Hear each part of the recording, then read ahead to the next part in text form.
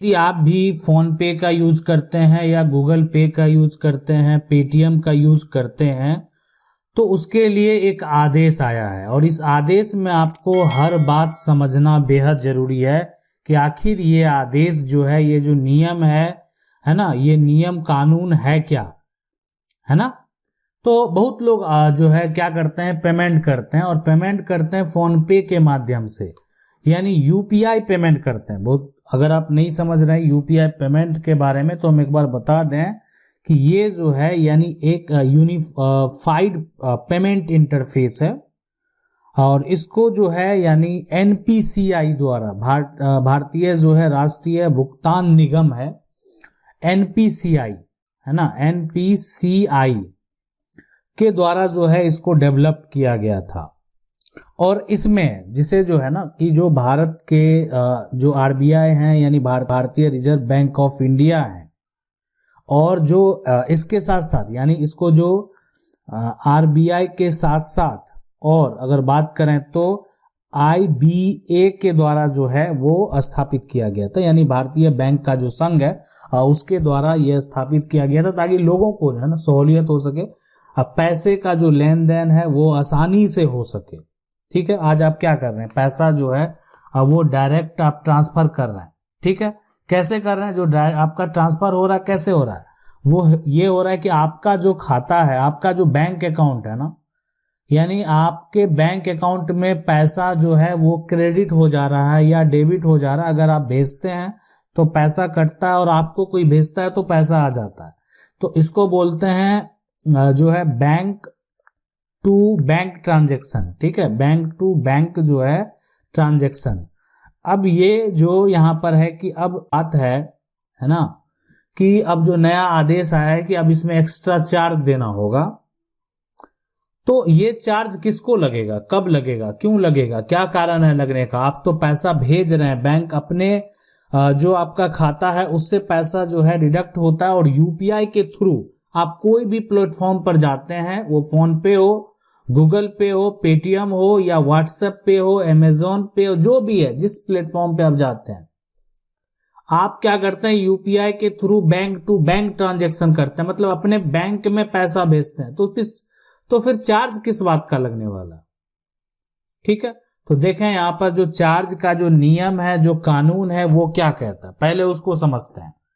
तो जो बदलाव किए गए हैं, सबसे पहले अगर उसको समझें यहां पर, तो क्या होगा कि आप जो करते हैं, पहला जो आप यानी पेमेंट करते हैं, यानी अगर आप यूपीआई ट्रांजैक्शन करेंगे, है ना, यूपीआई ट्रांजैक्शन करेंगे तो ये जो है इस पर कोई असर नहीं पड़ने वाला, मतलब ये कोई एक्स्ट्रा चार्ज नहीं आपको लगेगा।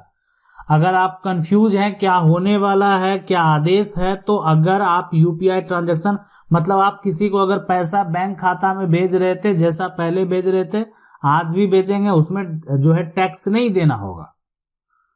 और बैंक टू बैंक ट्रांजैक्शन जो होगा वो भी फ्री होगा। अगर बैंक से आप बैंक में पैसा भेजेंगे, मान लेते हैं ठीक है किसी का बैंक अकाउंट आप ऐड कर लिए हुए, आप क्या करेंगे, ऐड करके जो है या किसी के मोबाइल नंबर पे आप पैसा भेजेंगे, मान लेते हैं किसी का 99 से है, 94 से समथिंग कुछ नंबर है, तो आप अगर उनपे क्या करते हैं पैसा भेजते हैं तो भी ये जो होगा वो फ्री होगा, है ना, उस पे किसी प्रकार का चार्ज नहीं लगने वाला है।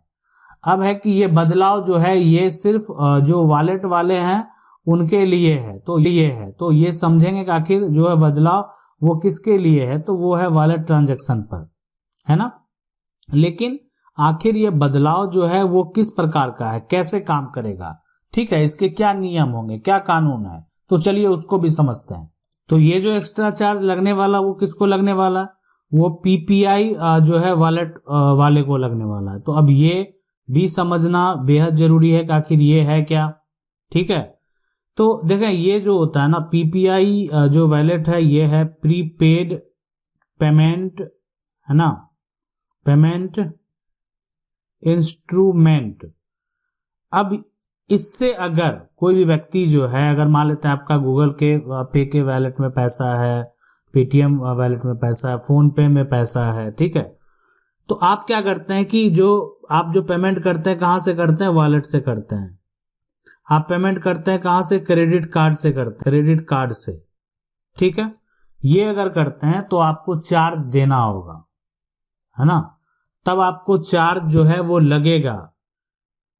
यानी अगर आप जो पेमेंट कर रहे हैं, देखें इसमें साफ साफ यही कहा गया है कि इस पे आम जनता को कोई भी असर नहीं पड़ने वाला है।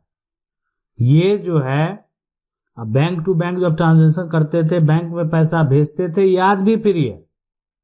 ये जो चार्ज देना होगा वो चार्ज देना होगा सिर्फ मर्चेंट को, यानी अगर आप ऐसे समझें आसान भाषा में तो उसको देना होगा कि जो कि धंधा करने वाला है। धंधा करने का मतलब क्या है कि रोजगार कर रहा है कोई, है ना, रोजगार कर रहा है कोई, बिजनेस कर रहा है, तो उसको ये जो है चार्ज देना होगा। लेकिन कैसे, है ना, आम जनता पर, जो आम पब्लिक है उस पर इसका कोई जो है असर जेब से नहीं पड़ने वाला है। अगर आपके मन में थोड़ा भी संदेह है कि अब आपका पैसा कटेगा, आप यूपीआई पेमेंट करेंगे तो आपको पैसा लगेगा, तो ये आप मन से निकाल दें। आम लोगों को, जो आम लोग हैं वो अगर पेमेंट करते हैं तो उनके जेब पर किसी प्रकार का कोई असर नहीं होने वाला, ठीक है। लेकिन आखिर ये जो एक तरह से प्रोसेस है कि जो बिजनेसमैन है, रोजगार करने वाले हैं, आखिर उनको जो है ये टैक्स जो है, ये एक्स्ट्रा चार्ज जो है वो क्यों एक तरह से लगेगा, ठीक है। तो कंफ्यूजन वाली बात नहीं है ये, यानी जो रोजगार करने वाले हैं, जो स्कैनर लगाए हुए हैं पेमेंट के लिए, आप देखते होंगे कि स्कैनर लगा हुआ होता है, डॉट डॉट पे आप क्या करते हैं, स्कैन करते हैं, पेमेंट करते हैं, ठीक है। तो अगर आप, ठीक है, ऐसा नहीं कि आप स्कैनर से पेमेंट करेंगे तो आपको टैक्स लगेगा। आपको किसी भी हालत में, जो आम लोग हैं वो अगर पेमेंट करते हैं, दुकानदार को करे या कहीं भी करे, स्कैनर पे करे, कोई भी टैक्स नहीं लगने वाला। तो ये चार्ज लगेगा कहाँ, ठीक है। अगर ये जो चार्ज है अगर कहीं नहीं लगने वाला है, ये आदेश जारी हो गया, तो आखिर लगेगा कहाँ। तो देखें ये जो मामला है, अगर बात करें एक बीच का जो मामला है, वो है बैंक और दुकानदार, यानी जो बिजनेसमैन है, रोजगार करने वाले हैं, उसके बीच का मामला है।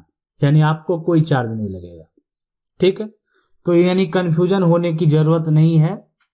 आप पेमेंट जो है वैलेट से भी करते हैं तो चार्ज नहीं लगेगा, आप जैसे भी करें आपको चार्ज नहीं लगने वाला है। यानी जो है ये जो बैंक है ना, और यानी जो रोजगार करने वाले हैं, जो बिजनेस करने वाले हैं, उसके बीच का मामला है, ठीक है। और जो कि आगे एक अगर ये लागू होता है तो ये जो है ये महंगा हो जाएगा। अब ये एक्स्ट्रा चार्ज तब कहाँ होगा, तो ये होगा कि जो भी यूपीआई का जो है ना, क्यूआर होता है, क्यूआर आप देखे होंगे यूपीआई का। अब आप क्या करते हैं, इसके जरिए यूपीआई क्यूआर के जरिए आप पैसा क्या करते हैं, भेजते हैं किसको, दुकानदार को, कहीं भी, है ना, दुकान में आप जो है यहाँ पर दार को आप क्या करते हैं, है ना, दार को पैसा भेज देते हैं। अब उसी क्रम में ये जो प्रोसेस है ना, इस पे एक चार्ज होगा जिस चार्ज का नाम है इंटरचेंज चार्ज, है ना, ये देना होगा। यानी उसी क्रम में ये जो कॉस्ट है ये देना होगा जिस चार्ज का नाम है इंटरचेंज चार्ज। तो यानी आप समझ गए होंगे कि 2000 से जो ऊपर पेमेंट जो है करने पर जो चार्ज देना होगा, तो वो ये जो इंटरचेंज चार्ज है ये आपका नहीं है। ये किनका है, नहीं है, ये किनका है, ये है वो रोजगार करने वाले जिनके पास स्कैनर है और बैंक का मामला है।